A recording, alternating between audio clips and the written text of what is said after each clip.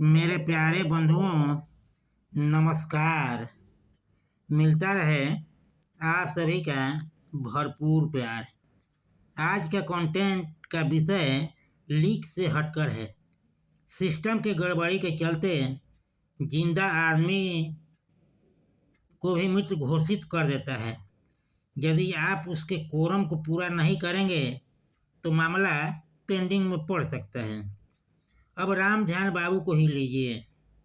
राम ध्यान बाबू हो के रिटायर खुशहाली पूर्वक जीवन जी रहे थे, तभी उनके मृत होने का खबर उनके घर वालों को मिलती है। यदि इसकी जानकारी नहीं दी गई तो पेंशन बंद हो सकता है, क्योंकि पेंशनर के मरने के बाद बगैर टेंशन का पेंशन पर पेंशन लिए जा रहे हैं। जब राम ध्यान बाबू सुने तो उनको ऐसा लगा कि अभी परिंदा तो अभी जिंदा है। आखिर सिस्टम में क्या गड़बड़ी हुई जिसे जीवित व्यक्ति को मृत घोषित कर दिया गया। और जब साक्षात राम ध्यान बाबू बैंक में अपने जीवित होने का प्रत्यक्ष प्रमाण सामने खड़ा होकर प्रत्यक्ष प्रमाण दिए तो क्या हुआ, आगे इसको जानने के लिए इस वीडियो को फुल देखना होगा। कंटेंट जो सुनेंगे देखेंगे उसका टाइटल है राम ध्यान अभी जिंदा है। जब से राम ध्यान बाबू नौकरी से निजात पा पेंशन पाने का हकदार हुए, उनका मन हताशा निराशा से परे चटकदार हो गया है। क्योंकि जिस नौकरी में थे उसमें पेंशन है, इसलिए उनको नहीं कोई टेंशन है। लेकिन जहां 8-9 घंटा अपने सहकर्मियों के साथ बिताते थे, अब यही थोड़ा खलने लगा है। लेकिन पहले से ही सोच लिए थे, इसलिए उनके मन में एक अलग ख्वाब पलने लगा है। इसका उपाय सोच लिया है, क्या करना है उनको। कभी कहते हैं अब बैठ कर खाना है। 3 लड़के में 2 नौकरी में है और जहाँ है वहीं फ्लैट लेकर एडजस्ट हो गए हैं। सबसे बड़ा लड़का साथ में रहता है, मुझसे जो कहना होता है यही कहता है। बड़ा होने के नाते उस पर काफ़ी बोझ बढ़ गया है, क्योंकि अगले पीढ़ी का पहला पैदान पर इसी के द्वारा खानदान का नींव पड़ने वाला है। इसलिए अवकाश प्राप्त करते ही हर क्षेत्र से अवकाश लेकर शांतिपूर्वक जीवन जीने के लिए सोच लिए हैं। पहले देश विदेश का भ्रमण कर लें, उसके बाद अगला कदम क्या होगा आने के बाद सोचा जाएगा। लेकिन बड़ा लड़का मुहूर्त सूरत में कोई खास नहीं, लेकिन बगैर मुहूर्त का कोई ज़रूरत वाला काम नहीं करता।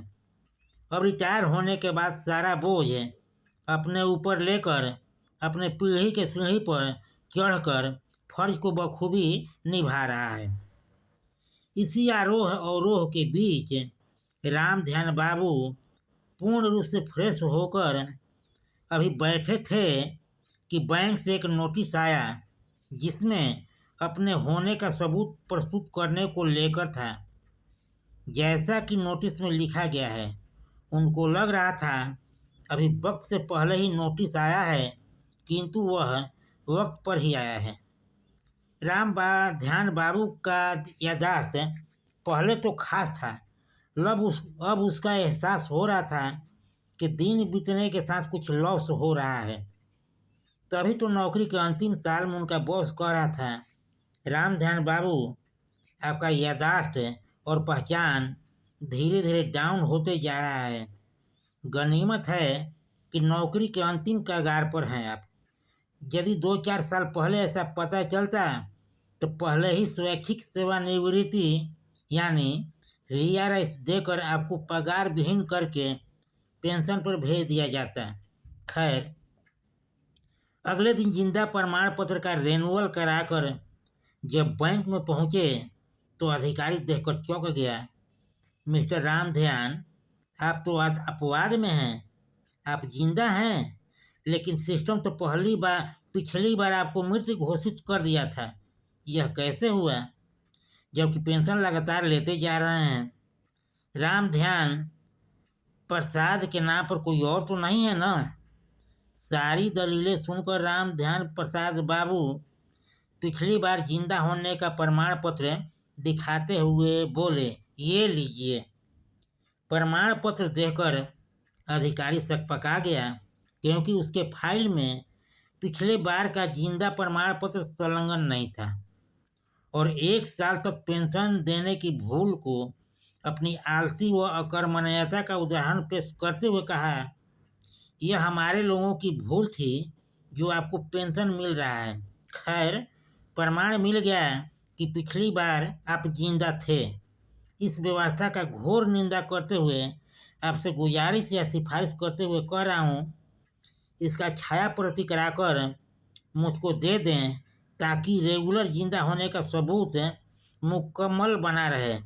यह बात सबको मालूम हो कि परिंदा अभी जिंदा है। कंटेंट समाप्त हुआ।